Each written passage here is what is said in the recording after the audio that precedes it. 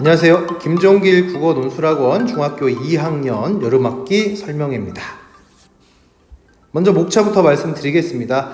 저희 학생들을 직접 만날 강사 소개 짧게 드리고요. 그 다음에 저희 학원에서는 국어를 어떻게 가르치고 있는지 국어 영역별로 안내 드리겠습니다. 그 다음에는 우리 아이를 맡기면 우리 아이를 학원에서 어떻게 관리를 해주는지, 어떻게 공부를 시키는지 궁금하시죠? 저희 학생 관리 설명 드릴 거고요. 그 다음에 마지막으로는 여름방학을 위해서 저희가 특별히 준비한 특강 안내 드리고 마무리하도록 하겠습니다. 먼저 강사 소개입니다. 강사 소개 드리겠습니다. 맨 왼쪽에 계신 분이 엄유진 선생님이십니다. 원래는 중학교 3학년 담당하시다가 올해 중학교 2학년으로 다시 내려오셨어요. 그래서 중학교 2학년 과정뿐만 아니라 중학교 3학년에 필요한 것까지 다 시야를 좀 더 폭넓게 보실 수 있다는 장점이 있으시겠죠. 자, 가운데 조하은 선생님이십니다. 굉장히 꼼꼼하시고 학생 관리가 철저하다고 정평이 나 있으신 분입니다. 자, 오른쪽에 전영규 선생님 바로 접니다. 제가 제 자랑하기 좀 민망하네요. 잘하는 선생님입니다. 자, 저희 학원에서 어떻게 가르치는지 설명드리겠습니다. 자, 우리 아이가 국어를 잘하기 위해서는 어떻게 해야 할까요? 국어를 잘한다고 하는 건 물론 만점도 있겠지만 일단은 A등급 이상을 맞는 게 가장 중요하겠죠. 요 A등급을 가져가기 위해서는요, 여기 5가지 영역에 대한 준비가 좀 철저하게 돼 있어야 될 것 같아요.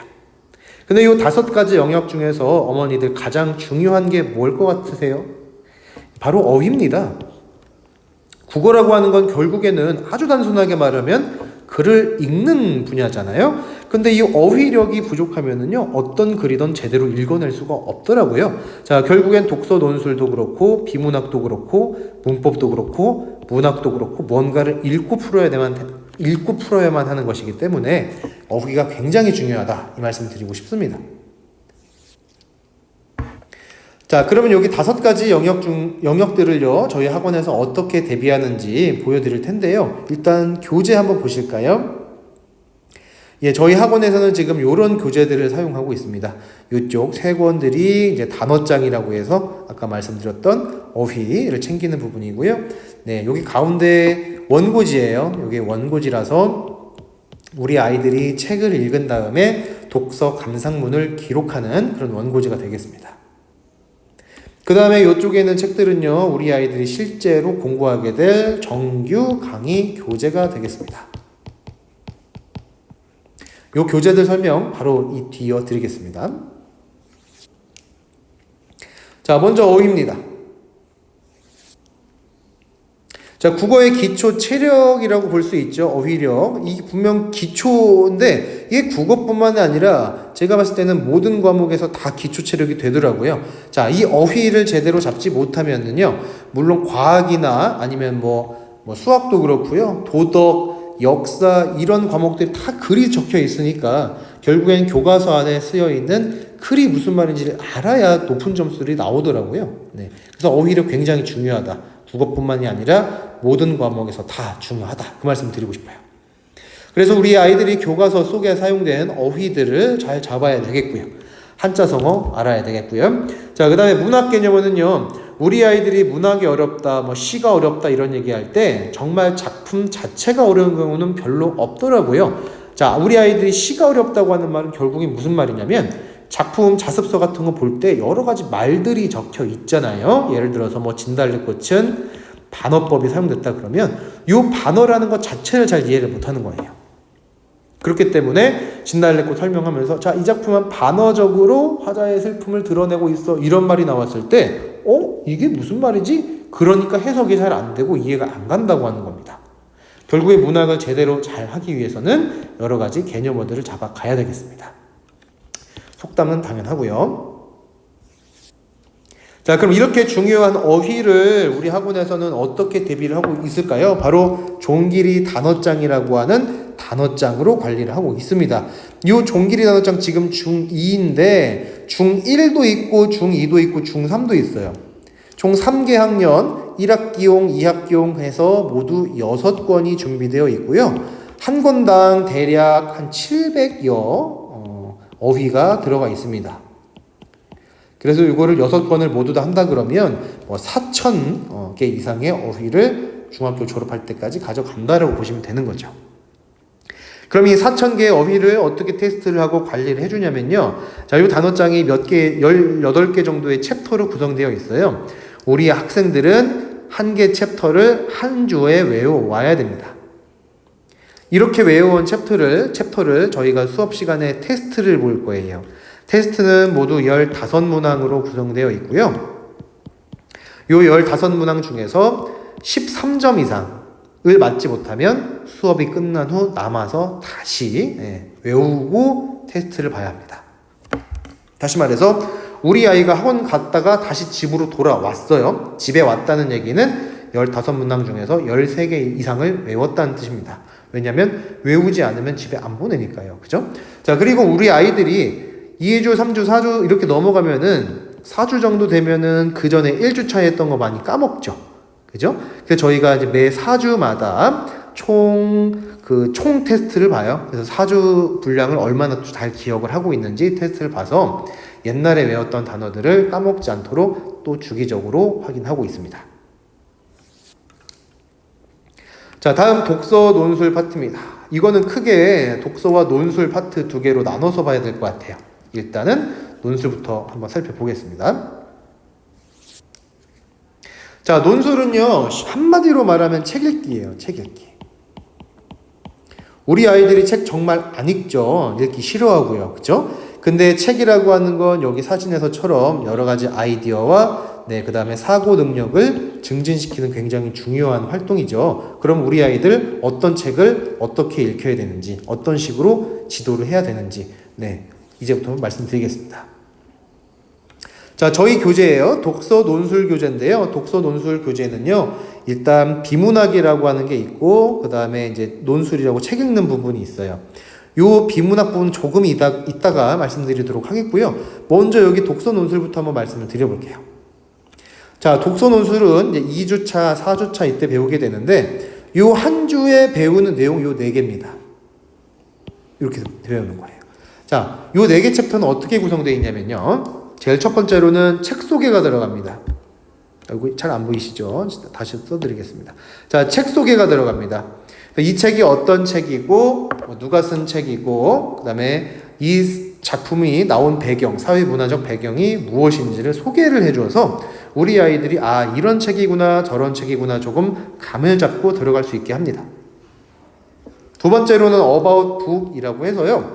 책을 학생이 읽어가지고 오면은 자기만의 생각이 있겠죠. 그래서 한 줄 평도 매겨보고, 그 다음에 인상 깊은 장면이 무엇인지도 한번 적어보고요. 그 다음에 책을 읽고 나면은 여러 가지 질문들이 생기죠. 이건 왜 저럴까? 저건 왜 그럴까? 그런 질문들을 적는 란이 또 따로 있어요. 그래서 그렇게 질문을 적어가지고 오면은 수업 시간에 발표도 해보고 다른 아이들의 질문도 들어보고 하면서 이제 의견을 공유하는 시간이다. 이렇게 보시면 될 것 같습니다. 그 다음에 책만 읽고 끝이 아니라 이 책 내용을 나와 좀 연결을 좀 지어 봐야 되겠죠. 그렇죠? 그래서 책 내용과 나 자신의 삶을 연결짓는 그런 활동을 하는 곳이 바로 About Me고요. 여기에는 또 특별히 책과 관련된 철학 내용들이 많이 들어갑니다. 그래서 관련 철학자의 짧은 글도 읽어보면서 좀 자기의 사고를 넓히는 시간이 되겠습니다. 자, 마지막으로는 About World라고 해서요. 이 책을 읽고서 지식이 좀 늘었겠죠, 우리 아이들이. 그러면 일상 속에서 뭐 뉴스라든지 아니면 신문이라든지 이런 아티클을 가져와서요. 우리 아이들에게 더 깊은 생각을 할 수 있게끔 그렇게 합니다. 한번 살펴볼까요? 네, 이렇게 돼 있어요. 이렇게. 책 속에 돼 있죠. 그 다음에 이 저자가 누구인지 이제 사진도 나와 있고 저자 소개 이루어져 있습니다. 만약에 이 책을 되게 재미있게 읽었어요. 그러면 요 분, 라젝이라는 분이 쓴 다른 책을 또 찾아보면 좋겠네요. 그죠?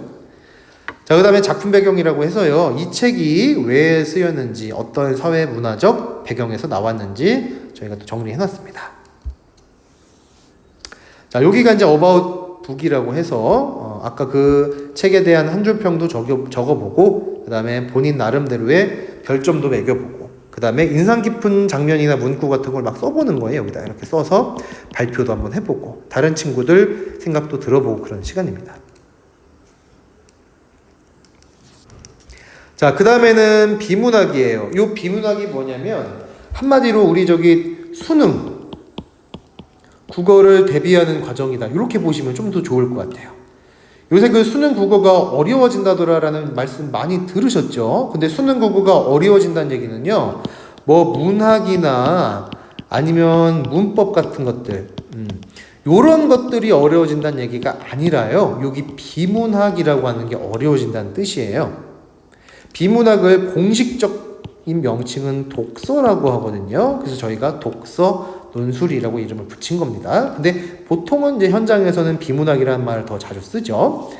자, 요 비문학은 긴 지문 읽기예요. 아주 간단히 말하면. 자, 그 긴 지문을 제대로 읽고 문제를 풀어내기 위해선 요 5가지 능력이 중요합니다. 첫 번째로는 어휘. 더 이상 말씀드릴 필요도 없겠죠. 자, 그 다음에는 글이라고 하는 건 여러 가지 단어들로 구성되어 있는데 그 단어들이 다 중요하진 않죠. 그 중에서 어떤 단어가 가장 중요한지, 무엇에 대해서 이야기를 하고 있는지, 화제를 찾는 능력, 핵심을 찾는 능력 길러줍니다. 자, 그다음 글을 다 읽고 나면은 나 이거 무슨 말 하는지 모르겠어. 도대체 뭐에 대한 글인지 모르겠어. 그렇게 좀 오리무중에 빠지는 학생들이 있어요. 그런 경우가 다 중심 내용을 잘 찾지 못해서 그렇습니다. 그래서 중심 내용을 찾는 훈련도 합니다.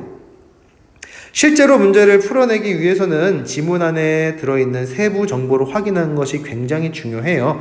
무엇에 관한 글이다 정도 가지고는 실제로는 문제가 잘 풀리진 않습니다. 그래서 본인이 글을 읽어가면서 어떤 정보에 집중을 해야 하는지, 그리고 글에 나와 있는 정보를 내가 어떤 방식으로 정리하는지를 알려주는 파트입니다. 자, 그 다음에 글의 구조도 파악을 해봐요.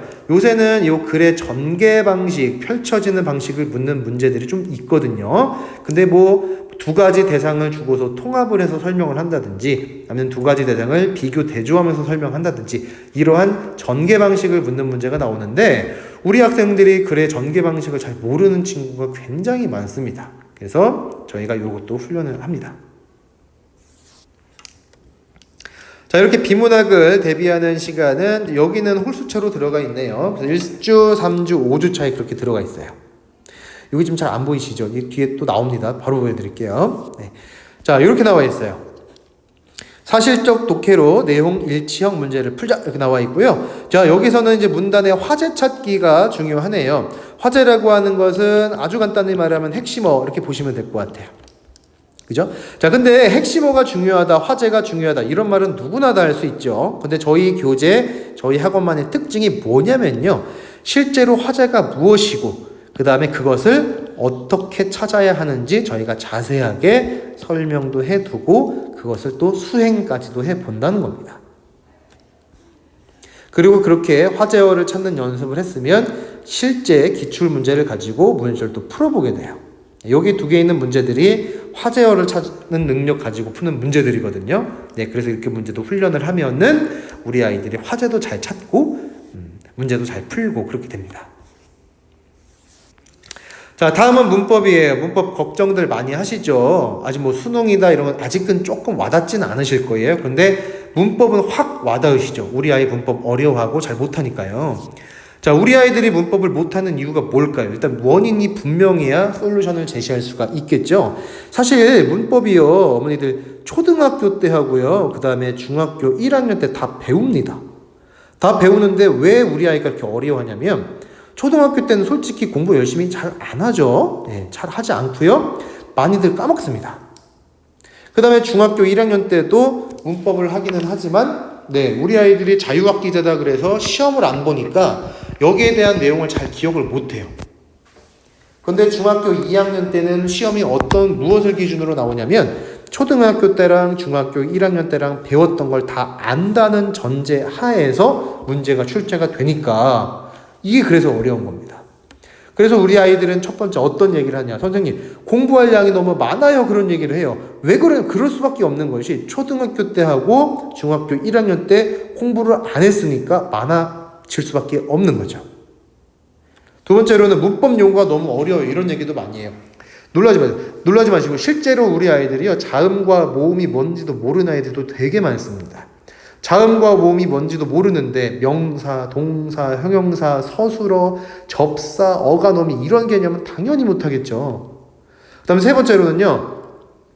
내가 당장 이제 내신 시험 본다고 막 외우긴 외웠어. 선생님 외우라고 해서 막 외우긴 외웠는데 이걸 딱 내신 때만 하고 까먹고 내신 때 또 하고 까먹고 그러니까 전체적으로 문법에 대한 틀이 안 잡혀 있어요. 그래서 나중에 중3이나 고등학교 가면은 아이들이 무슨 얘기를 하냐? 선생님 제가 뭘 모르는 것 같기는 한데 도대체 제가 뭘 모르는지조차도 잘 모르겠습니다. 이런 이야기들 많이 하더라는 겁니다. 자, 그래서 문법을 배울 때는 틀, 체계 이런 걸 정확하게 알고 계신 선생님들이 쭉 커리큘럼 가지고 가르쳐 주시는 게 굉장히 중요하다. 이런 말씀 드리고 싶어요. 자, 그 다음에 네 번째로 좀 현실적인 얘기인데 고전문법이에요. 고전문법. 요 고전문법은 중2 때 배운대요. 중2 때 1학기에 배울 수도 있고 아니면 2학기에 배울 수도 있어요. 요거는 학교마다 교과서마다 조금 다릅니다. 잠깐 보실까요? 네. 요 내용들을 1학기 때 하는 학교도 있고 2학기 때 하는 학교도 있어요. 근데 여기서 뭘 물어보냐면 뭐 주어가 어떻고 서술어가 어떻고 아니면 관형어가 어떻고 이런 얘기가 막 나올 거예요. 조사가 어떻고. 그런데 이 우리 아이들이 현대 문법도 잘 어려운데 고전 문법 더 어렵다는 얘기죠. 고전 문법을 잘 하기 위해서는 현대 문법에 대한 지식이 전제가 돼 있어야 되는데 여기가 흔들리고 어려우니까 고전 문법은 더 어려워하더라는 겁니다. 자, 그래서 저희 통합국어책입니다. 분홍색 책이 통합국어책이고요. 이 통합국어책은 문법 더하기 문학이다 이렇게 생각을 하시면 돼요. 근데 실제로 내신과 관련이 깊은 단원이다 이렇게 보시면 될 것 같아요. 저희 문법, 현대 문법 정말 친절하게 잘 가르칩니다. 실력 있는 선생님들께서 오개념 없이 정확하게 다 가르치시니까 믿고 맡기도 될 것 같아요. 여기서 여기도 문장의 뜻, 주어랑 서술부 등등 중학교 2학년이라면 마땅히 알고 있어야 될 내용들을 자세하게 설명해 놨습니다. 그 내용을 바탕으로 이제 고전문법 들어가는 거죠. 자, 중2 때 이거 배웁니다. 네. 그리고 이런 배운 내용을 바탕으로 해서 실제 기출, 중학교의 수준에서 물어볼 수 있을 만한 문제를 풀어 나가게 되는 거예요. 이 문제를 다 풀면은 시험에 자신감도 생기겠죠. 자, 그 다음에 문학 파트입니다. 자, 문학 파트에선 제가 아까 뭐가 가장 중요하다고 말씀드렸죠? 네, 개념어가 가장 중요하다고 말씀드렸죠? 문학 작품 자체는 그냥 외우면 돼요. 솔직히 말해서. 근데 거기에 선택지에 여러 가지 개념어들이 막 나오는데 이 말이 무슨 말인지를 몰라서 오답이 나오는 거예요. 작품 자체 공부를 열심히 해도 내가 배우지 않은 내용들이 선지에 나와. 1번, 2번 막 나와. 그러면 우리 아이들이 무슨 생각을 하게 되냐면요. 내가 이거 까먹었나? 이게 정답인가? 그래서 이런 걸 골라서 그냥 틀려버립니다. 그래서 문학을 배울 때는요, 이 개념어를 정확하게 잡고 가는 게 제일 중요하다고 말씀드릴 수 있어요. 이번에 그 신목중학교에서 진달래꽃이라는 게 나왔는데, 거기에서 이제 운율이 주요 출제 요소였어요. 운율을 뭘 물어보냐면, 진달래꽃은 삼음보의 음보율을 지니고 있고, 7, 5조의 음수율을 지니고 있다. 이런 말들이 교과서나 자습서에 막 써져 있는데 사실 어려운 개념이 아니거든요. 근데 우리 아이들이 음보가 뭔지, 음수율이라는 게 뭔지, 요걸 못해가지고 문학이 어렵다, 시가 어렵다 그러는 겁니다. 그래서 저희 선생님들은 정말 베이스부터 가장 기본이 되는 것부터 친절하게 차근차근 쌓아 올리면서 문학 수업을 진행합니다. 자, 2주차, 5주차 그리고 문학 돼 있네요. 한번 들여다보겠습니다. 자, 지금 5주차에서는 고전 수필의 개념이 나와 있습니다. 자, 고전 수필이 무엇인지 개념 정확하게 설명을 해주고요. 고전 수필 하루 이틀 쓴 게 아니죠. 그래서 우리 조상들이 언제 수필이라는 개념이 발달했고 어떻게 발전해 왔는지 얘기를 해줍니다. 자, 종류가 굉장히 여러 가지 있는데 설기, 그 다음에 일기, 궁중수필, 제문 등등 그것이 무엇이며 어떤 작품들이 있는지 저희가 백과사전식으로 딱 정리를 해놨어요. 그래서 고전수필이 뭔지 잘 몰라 그러면 우리 김종길 학원의 교재를 한번 살펴보면 또 알 수 있게끔 아주 자세하고 친절하게 설명이 다 나와 있습니다. 자, 개념 배웠으면 한번 작품 들어가 봐야죠. 그래서 이규보가 쓴 이상한 관생장이라는 실제 고전수필 하나 살펴볼 거예요. 쭉 살펴본 다음에 문제도 풀어봅니다. 자, 그렇게 문제를 풀면은 우리 아이들 고전수필이 뭔지, 그 다음에 고전수필에서 잘 나오는 여러 가지 개념어들 다 잡아가는 거예요. 자, 그 다음에 우리 중학생들 아직 어리고 스스로 공부 왜 해야 되는지 잘 모르시죠? 관리 중요하죠. 자, 개별 클리닉을 통한 1:1 관리. 이 클리닉이라는 게 저희 학원만의 정말 독특한 특징인데, 다시 말해서 우리 아이들을 붙잡고 잔소리하는 시간이라고 생각하시면 가장 이해가 빠르실 것 같아요. 우리 아이 공부하는지 숙제 잘 하는지 집에서 어머니들이 관리하시면 애들이랑 자꾸 싸우게 되고 막 엇나가게 되고 너무 힘드시잖아요. 그죠? 자, 그래서 그런 일들을 저희 선생님들이 대신 해주는 겁니다. 자, 배웠으면 뭐가 나가요? 과제가 나가죠? 근데 이 과제가 잘 수행되는지 안 돼 있는지 클리닉 때 저희가 와서 보는 거예요. 쭉 봐서 너 문제 풀었니? 근데 틀렸어요. 그럼 이거 왜 틀렸어? 너 이거 알아 몰라? 이런 식으로 저희가 아이들 잔소리도 해가면서, 또 잘했으면은 잘했다, 너 잘한다, 칭찬도 해가면서 아이들 관리합니다. 자, 이게 뭐냐면 우리가 이제 2주에 한 번씩 어머니들 책 읽는 논술 시간 있잖아요. 책 읽고 땡이 아니라 우리가 이렇게 독서 감상문도 써요. 원고지에다 독서 감상문을 쓰면은 선생님들이 이런 식으로 막 첨삭을 다 해주십니다.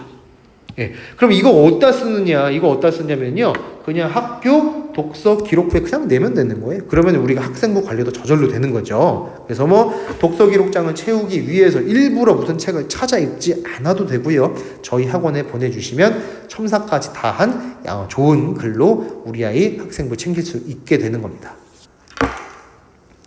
자, 그리고 이런 것들은 다 컴퓨터로 처리가 돼서 우리 아이 성적 다 보이시죠? 뭐 전주엔 어땠고 전전주엔 어땠고 그게 이제 한눈에 다 정리가 돼 있어요. 그 다음에 우리 아이의 한 주 동안의 수업 태도나 아니면 약점, 강점 같은 것들을 저희가 매주 이제 어머니들 문자로 보내드려요. 사실상 전화를 매주 드리면 좋은데 저희도 좀 너무 아이들이 많고 그럼 좀 전화 드리기 힘들 수가 있겠죠. 어머니들도 바쁘시고. 그런데 그 대신에 저희가 그 아이들의 한 주 동안의 수업 태도 또는 복습 수준, 그 다음에 학습 관리, 이런 것들에 대해서 저희가 정리해서 매주 문자로 보내드립니다. 자, 이 주간김종길입니다. 주간김종길은요, 간단하게 말해서 과제장이다 생각하시면 돼요. 주간 과제장이다 생각하시면 돼요. 그래서 여기 7월 3주차라고 나와 있죠. 자, 매주 30문항 정도로 구성되어 있어요. 30문항. 이게 어떤 걸로 구성되어 있냐면 그 주에 배운 내용들을 물어봅니다. 아주 뭐 생뚱맞은 엉뚱한 그런 문제들이 아니라 그 시간에 선생님이 가르친 내용을 얼마나 잘 이해를 했는지 물어보는 거예요.